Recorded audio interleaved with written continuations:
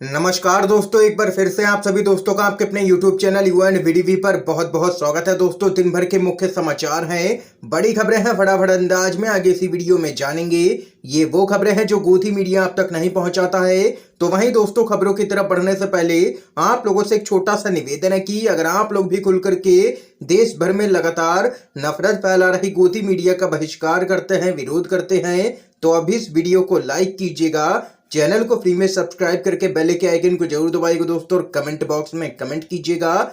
जय हिंद, जय भारत। दरअसल दोस्तों, पहली बड़ी खबर आप लोगों को बताते चलें। नूपुर शर्मा का विवाद, कतर के आगे मोदी सरकार दंडवत, भारत माता को शर्म से सिर झुकाना पड़ा है। सुब्रमण्यम स्वामी का केंद्र की मोदी सरकार पर बड़ा आरोप, मुस्लिम देश भड़के हैं। खबर बताते चले, पैगंबर मोहम्मद को लेकर के आपत्तिजनक टिप्पणी करने को लेकर के नूपुर शर्मा व नवीन जिंदल को भाजपा से निलंबित किए जाने का मामला तूल पकड़ रहा है। पूर्व केंद्रीय मंत्री व भाजपा के नेता सुब्रमण्यम स्वामी ने इसको लेकर के अपनी ही पार्टी की सरकार को घेरा है। स्वामी ने ट्वीट कर आरोप लगाया है कि केंद्र सरकार ने छोटे से देश कतर के आगे यहां पर दंडवत कर दिया है। दरअसल दोस्तों, आप लोगों को बताते चले, सुब्रमण्यम स्वामी ने मोदी सरकार पर तंज कसा है। इतना ही नहीं, वह यहां पर भी नहीं रुके, उन्होंने पूरे 8 साल के कार्यकाल में विदेश नीति को लेकर के सवाल खड़े कर दिए हैं। स्वामी ने आरोप लगाया है कि मोदी सरकार के कार्यकाल में भारत माता को शर्म से सिर झुकाना पड़ा है और लगातार भाजपा के कई नेताओं की वजह से भारत की यहां पर छवि धूमिल हो रही है।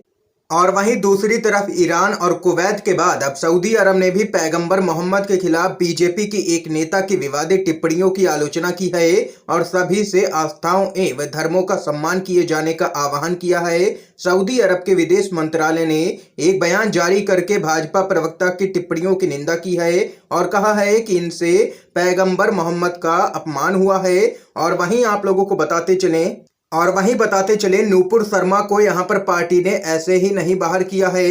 इसका भी एक मुख्य कारण है, जब यहां पर नूपुर के बयान की आंच मोदी तक पहुंची है तब यहां पर कार्रवाई देखने को मिली है। दरअसल दोस्तों, भाजपा ने यह संदेश दिया है कि मोदी सरकार को देश के 20 करोड़ मुसलमानों के गुस्से की कोई भी परवाह नहीं है, क्योंकि वह उनके वोटों के बगैर भी जीत सकती है। लेकिन पश्चिम एशिया के तेल समृद्ध मुस्लिम देशों की नाराजगी से उसकी और मोदी सरकार की सेहत पर बहुत ज्यादा फर्क पड़ता है, क्योंकि आप लोगों को बताते चले, मुस्लिम देश इस पूरे मामले को लेकर के लगातार केंद्र की मोदी सरकार पर हमलावर थे। इस खबर पे आप लोगों की क्या कुछ राय है, जरूर बताइएगा कमेंट बॉक्स में कमेंट करके। अगली अपडेट की तरफ बढ़ते हैं। बीजेपी के शासन में गृह युद्ध की ओर बढ़ रहा है देश, लालू यादव का भाजपा पर बड़ा हमला। खबर बताते चले, आरजेडी के सुप्रीमो लालू प्रसाद यादव ने बीजेपी पर तीखा हमला बोला है। उन्होंने आरोप लगाया है कि बीजेपी के शासन में देश गृह युद्ध की ओर बढ़ रहा है। संपूर्ण क्रांति दिवस के मौके पर आरजेडी के नेता लालू प्रसाद यादव और बीजेपी के बीच में जुबानी जंग छिड़ गई। खबर आप लोगों को आगे बताते चले, लालू यादव ने आगे कहा है कि 48 साल पहले उन्होंने जिस तानाशाही के खिलाफ लड़ाई लड़ी थी वह आज भी देखी जा सकती है और अब वह फिर से मौजूदा तानाशाही व्यवस्था के खिलाफ लड़ रहे हैं। अपने वीडियो संदेश में लालू यादव ने कहा है कि आज देश के हालात फिर से वही हो गए हैं। तानाशाही और धूर्त सत्ता हमारे देश के भाईचारे और एकता को नष्ट करना चाहती है। बीजेपी जिस तरह से काम कर रही है उससे देश गृह युद्ध की ओर बढ़ रहा है। मैं लोगों से देश में महंगाई, बेरोजगारी और भ्रष्टाचार के खिलाफ एकजुट होने का आह्वान करता हूं। हमें एकजुट होकर के भाजपा से लड़ना है और जीतना है, क्योंकि भाजपा ने पूरे देश को तबाह करके रख दिया है। दो टूक कहना है लालू यादव का। आप लोग लालू यादव के बयान का समर्थन करते हैं या फिर नहीं? अपनी राय जरूर बता सकते हैं कमेंट बॉक्स में हाँ या ना में। एक और बड़ी खबर आप लोगों को बताते चलें, राज्यसभा चुनाव राजस्थान में बीजेपी पर हॉर्स ट्रेडिंग का लगा है आरोप। अशोक गहलोत के मंत्री ने एसीबी में दर्ज करवाया है मामला। खबर आप लोगों को बताते चले, राजस्थान में राज्यसभा चुनाव से पहले विधायकों की खरीद फरोख्त का मामला एक बार फिर से सुर्खियों में है और पहले की ही तरह इस बार भी आरोप भाजपा पर ही लगा है। आप लोगों को बताते चले, अशोक गहलोत की सरकार में मंत्री महेश जोशी ने निर्दलीय विधायकों की खरीद फरोख्त की आशंका के मद्देनजर एसीबी में लिखित में शिकायत दर्ज करवाई है। उन्होंने यहां पर खरीद फरोख्त का आरोप सीधे तौर पर भाजपा पर लगाया है और वहीं इस पर मंत्री महेश जोशी ने कहा है कि एसीबी का काम है कि वह इस मामले की गहनता से जांच करे, निर्दलीय विधायकों की खरीद फरोख्त को रोके, इसमें शामिल लोगों को पकड़ करके सच्चाई सामने लाए।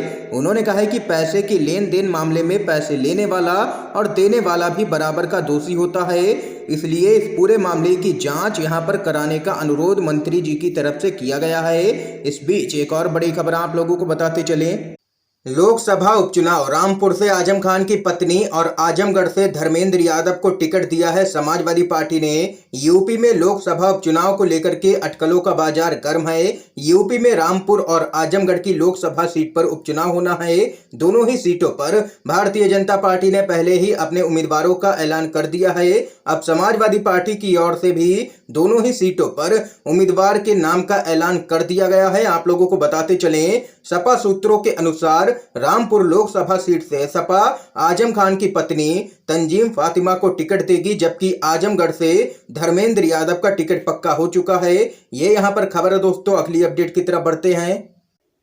अखिलेश यादव ने बीजेपी पर किया है जोरदार हमला, चुनाव आयोग की भूमिका पर भी उठाए हैं सवाल। कहा है चुनाव आयोग मिला हुआ है भाजपा से। खबर बताते चले, समाजवादी पार्टी के राष्ट्रीय अध्यक्ष और उत्तर प्रदेश के पूर्व मुख्यमंत्री अखिलेश यादव ने सत्तारूढ़ बीजेपी पर जमकर के निशाना साधते हुए कहा है कि वह संवैधानिक संस्थाओं को लगातार कमजोर करने का काम कर रही है। सपा के प्रमुख अखिलेश यादव ने एक बैठक को संबोधित करते हुए कहा है कि बीजेपी को संविधान में बिल्कुल भी विश्वास नहीं है। बीजेपी संवैधानिक संस्थाओं को कमजोर करने का काम कर रही है। इसके साथ ही अखिलेश यादव ने कहा है कि 2022 के विधानसभा चुनाव में सपा का वोट प्रतिशत काफी बढ़ा है और उन्होंने आरोप लगाया है कि प्रशासन का दुरुपयोग करके कई विधानसभा क्षेत्रों के चुनाव नतीजों को ही प्रभावित कर दिया गया, जिसके कारण सपा सत्ता में नहीं आ सकी। इसके साथ ही अखिलेश यादव ने आरोप लगाया है कि लोकतंत्र में चुनाव आयोग की भूमिका भी निष्पक्ष नहीं रही और उसने चुनाव के दौरान पार्टी की शिकायतों का समुचित संज्ञान नहीं लिया।